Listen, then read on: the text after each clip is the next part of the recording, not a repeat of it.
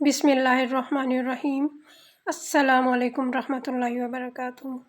امید ہے کہ آپ سب لوگ ٹھیک ہوں گے اور دعا ہے کہ اللہ تعالیٰ آپ کی زندگی کو، آپ کی صحت کو اور آپ کے دسترخوانوں کو ہمیشہ ہرا بھرا رکھے اور آپ کی طرف آنے والے ہر شر کو خیر میں بدل دے، آمین ثم آمین۔ آج میں جو آپ کے لیے ریسپی لائی ہوں وہ ہے چاکلیٹ پف کی۔ آپ اسے چاکلیٹ کی کچوری بھی کہہ سکتے ہیں، جس طرح آلو کی کچوری، قیمہ کچوری اور چکن کچوری وغیرہ بنتی ہے، یہ بھی اسی طرح بنتی ہیں۔ تو چلیے اپنی ریسیپی کو شروع کریں۔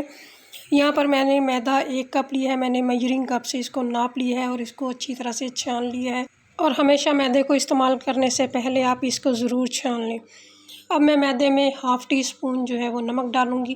1 کپ یہاں پہ میں نے پگھلا ہوا گھی لیا ہے، تو تھوڑا سا گھی پہلے میں اس میں ڈال کر اس کو مکس کر لوں گی۔ سارا میں نے گھی نہیں ڈالا ہے، تھوڑا سا میں نے اس میں بچا لیا ہے۔ یہ میدے کی کوالٹی پہ ہے، آپ کا 1 کپ سے زیادہ گھی بھی لگ سکتا ہے یا 1 کپ سے کم بھی لگ سکتا ہے۔ میں نے اس کو چمچ سے اچھی طرح مکس کر لیا ہے، میں اس کو ہاتھوں سے مکس کر لوں گی۔ تو ابھی ڈو میں گھی تھوڑا سا کم ہے، میں 2-3 ٹیبل اسپون گھی اس میں اور استعمال کروں گی۔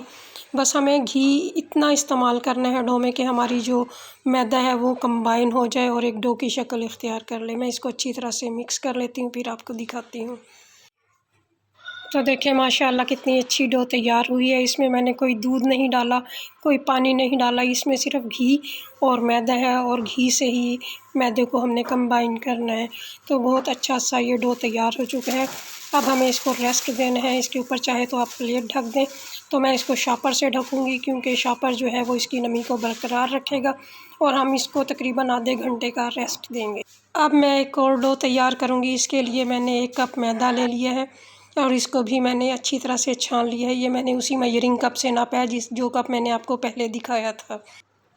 اس ریسیپی میں ٹوٹل میں نے 2 کپ میدا یوز کی ہے۔ 1 کپ میں نے گھی والی ڈو تیار کی ہے اور 1 کپ میدے سے میں یہ ایسٹ والی ڈو تیار کروں گی۔ ایسٹ میں نے اس میں 1 ٹیبل اسپون ڈالا ہے اور چینی بھی 1 ٹیبل اسپون ہی اس میں ڈال دی ہے۔ تو اب میں ان دونوں چیزوں کو اچھی طرح سے مکس کر لوں گی۔ اب میں اس میں جو تیسری چیز ڈالوں گی وہ ہے نمک۔ نمک یہاں پہ میں نے ½ ٹی اسپون لیا ہے، اور اب میں اس میں 3 ٹیبل اسپون پگھلا ہوا گھی ڈالوں گی، اور اس کے بعد میں اس کو چمچ کی مدد سے اچھی طرح سے مکس کر لوں گی۔ تو اب ہمیں اس سے آٹے کی طرح گوندھنا ہے۔ یہاں پر میں نے پانی لے لیا ہے، تو پانی یہاں پر میں نے نارمل لیا ہے۔ اگر گرمی میں آپ اس کو بنائیں تو آپ نارمل پانی لیں گے، اور اگر آپ اس کو سردی میں بنائیں تو آپ نے اس میں نیم گرم پانی کا استعمال کرنا ہے۔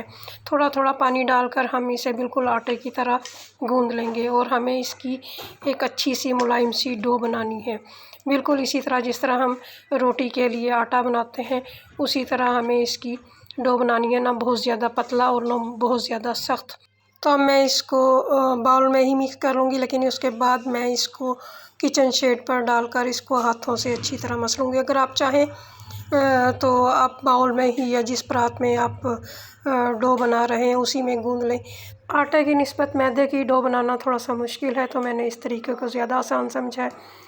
میدے کی ڈو کو میں نے تقریباً 8 سے 10 منٹ مسلسل گوندھا ہے۔ دیکھیں ماشاءاللہ کتنی اچھی اور اسموتھ سی ڈو تیار ہو چکی ہے۔ تو اب ہمیں اس کو ریسٹ دینا ہے۔ جس باؤل میں ہم نے اس کو مکس کیا تھا اسی باؤل میں اس کو رکھ دوں گی، اور 10 منٹ کے لیے ہم اس کو سیٹ ہونے کے لیے چھوڑ دیں گے۔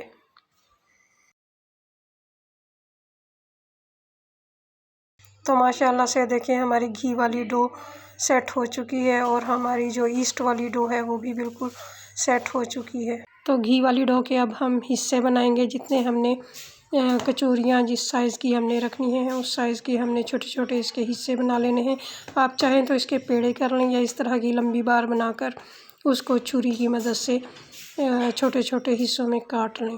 تو یہاں پر میں نے بار بنا لی ہے، اور اب میں اس کو چھری سے کاٹ لوں گی۔ دوسری ڈو کے بھی میں نے اتنے ہی حصے بنا لیے ہیں جتنی میں نے اس ڈو کے بنائے تھے۔ یہ دیکھیں بالکل چھوٹے سائز کے پیڑے جتنے میں نے اس کے حصے کر لیے ہیں۔ تو چلے اب ہم اس کو ایک طرف رکھتے ہیں، اور اب میں بتاتی ہوں کہ آپ نے اگلا عمل کیا کرنا ہے۔ تو یہاں پر میں نے جو خمیر والی ڈو ہے اس کا میں نے ایک پیڑا لے لیا ہے چھوٹا سا۔ اب میں اس کو ہاتھوں کی مدد سے تھوڑا پھیلا لوں گی، کیونکہ ہمیں اس کو پھیلا کر اس کے اندر ہمیں جو گھی والی ڈو ہے اس کا پیڑا رکھنا ہے، جیسے یہ میں آپ کو دکھا رہی ہوں۔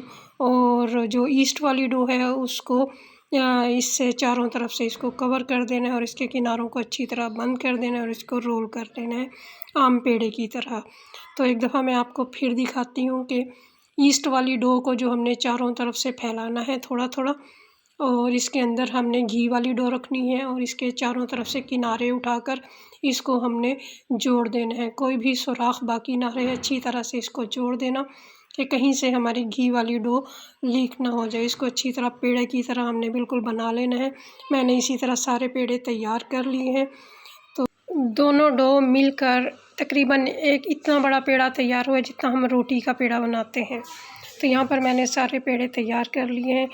تو اب جو ہم نے سب سے پہلا پیڑا بنایا تھا اس کو ہم تھوڑا سا پہلے ہاتھوں سے پریس کریں گے۔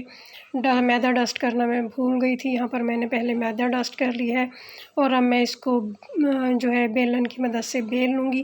ہمیں اس کو روٹی کی طرح پتلا اور چورس بیلنا ہے۔ تو یہاں پہ میں نے اس کو بیل لیا ہے چورس، اور میں اس کے کنارے اندر کی طرف فولڈ کر دوں گی، پھر اس کو میں نے ڈبل فولڈ کر دی ہے اور اب میں اس کو دوبارہ لمبائی میں اس کو جو ہے وہ بیل لوں گی۔ ویسے تو چاکلیٹی پف آپ پف پیسٹری ڈو سے بھی بنا سکتے ہیں، لیکن اگر آپ کے پاس پف پیسٹری ڈو نہیں ہے تو یہ طریقہ سب سے بیسٹ ہے۔ جس طرح ہم کچوریوں کے لیے ڈو تیار کرتے ہیں یہ بھی سیم اسی طرح ہے۔ تو ماشاءاللہ دیکھیں ہماری پٹی جو ہے وہ تیار ہو چکی ہے، یہ تقریباً 2 فٹ لمبی اور 3 انچ کے قریب چوڑی ہے۔ تو اب میں اس کے کنارے کو ہلکا ہلکا اندر سے فولڈ کر لوں گی۔ جیسے ہی یہ 1-2 بال آ جائے تو یہ آسانی سے فولڈ ہونا شروع ہو جاتی ہے۔ تو اسی طرح آپ نے اپنی تمام جو ہے پیڑوں کی پٹیاں بنانی ہے اور اسی طریقے سے اس کو فولڈ کر لینا ہے۔ جب یہ جو ہے رول ہمارا اچھی طرح سے فولڈ ہو جائے تو اس کے جو کنارے ہیں وہ آپ نے اس کو چپکا دینے ہیں تاکہ یہ کھلے نہیں۔ تو اب میں چھری کی مدد سے اس رول کو 2 حصوں میں کاٹ لوں گی۔ تو یہاں پر ہمارے جو ایک رول سے وہ 2 پف تیار ہوں گے، اور جس سائڈ سے ہم نے کاٹا ہے اس سائڈ سے ہم نے انگلی یا انگوٹھے کی مدد سے اس میں ہول کرنے ہیں۔ یہ دیکھیں یہ دوسری سائڈ ہے اور جو سائڈ ہم نے کاٹی تھی اسی سائڈ پر ہم نے ہول بنانا ہے۔ ہول بالکل اسی طرح بنانا ہے جس طرح بچپن میں ہم مٹی کی ہانڈیاں یا گلاس وغیرہ مٹی سے برتن وغیرہ بناتے تھے۔ تو دیکھیے یہاں پر ہماری چھوٹی چھوٹی سی ہانڈیاں تیار ہو چکی ہیں اور اب ہمیں بھرنا ہے اس میں چاکلیٹ۔ تو میرے پاس کچھ چاکلیٹ تھی فریج میں رکھی ہوئی میلٹڈ، تو آپ اس کی جگہ کرش کر کے چاکلیٹ بھی ڈال سکتے ہیں یا چاکلیٹ چپ کا بھی استعمال کر سکتے ہیں۔ تو میرے پاس یہ آلریڈی موجود تھی تو میں اس کو ایز اٹ از ہی ڈال رہی ہوں، اور اس کے کناروں کو اچھی طرح سے میں بند کر دوں گی تاکہ پکنے کے بعد ہماری چاکلیٹ کہیں سے نکلے نہ۔ اور میں نے کچن کاؤنٹر پر رکھ کر اس کو ہلکا سا پریس کر دیا۔ یہ دیکھیں بالکل ایک شامی کباب کے جیسا سائز ہے اس کا۔ اب میں دوسرا ہول بھی تیار کر لوں گی، اس میں نے چاکلیٹ چپ ڈالے ہیں، تو آپ کرش کی ہوئی چاکلیٹ یا چاکلیٹ چپ کچھ بھی ڈال سکتے ہیں اس میں۔ تو اس کو بھی میں نے ہلکا سا پریس کر دیا ہے۔ اب یہ آپ پر ہے کہ آپ اس میں چاکلیٹ چپس ڈالیں یا کرش کر کے چاکلیٹ ڈالیں، جس طرح بھی آپ چاہیں۔ تو ماشاءاللہ سے دیکھیں میں نے سارے پف تیار کر لیے، اب چلتے ہیں ان کو فرائی کرنے کے لیے۔ تو ایک بڑے سے پین میں نے تھوڑا سا آئل ڈال لیا ہے اور اس کو میں نے ہلکا سا گرم کر لیا ہے۔ اس کو ہم بالکل اسی طرح فرائی کریں گے جس طرح ہم شامی فرائی کرتے ہیں، اس کو ہم نے ڈیپ فرائی نہیں کرنا ہے۔ اور آئل کو گرم کرنے کے بعد میں نے آنچ کو بالکل سلو کر دیا تھا، جس طرح ہم چاول کو دم پہ لگاتے ہیں، بالکل اس طرح کی آنچ میں نے کر دی تھی اور پف اس میں ڈال دیے تھے۔ تقریباً 5-6 منٹ تک پف ہلکی آنچ میں پکیں گے تو ہمیں ان کو پلٹنا ہے۔ جیسے ہی ہم ان کو پلٹیں گے دیکھیں ماشاءاللہ کتنا خوبصورت اس کے اوپر گولڈن براؤن کلر آ چکا ہے۔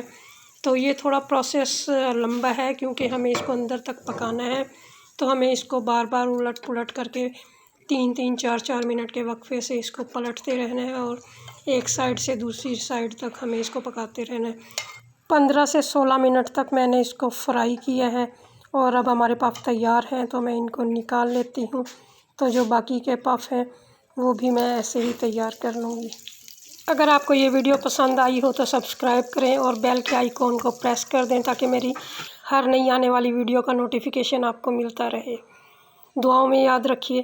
چلتے چلتے آخری بات، جو شخص اللہ تعالیٰ کے ذکر سے آنکھیں موڑ لیتا ہے تو اللہ تعالیٰ بھی اس پر ایک شیطان مسلط کر دیتا ہے جو ہمیشہ اس کے ساتھ جڑا رہتا ہے اور اس کو نیکی کی طرف آنے کی بجائے ہمیشہ گمراہی کے اندھیروں میں دھکیلتا رہتا ہے۔ فی امان اللہ۔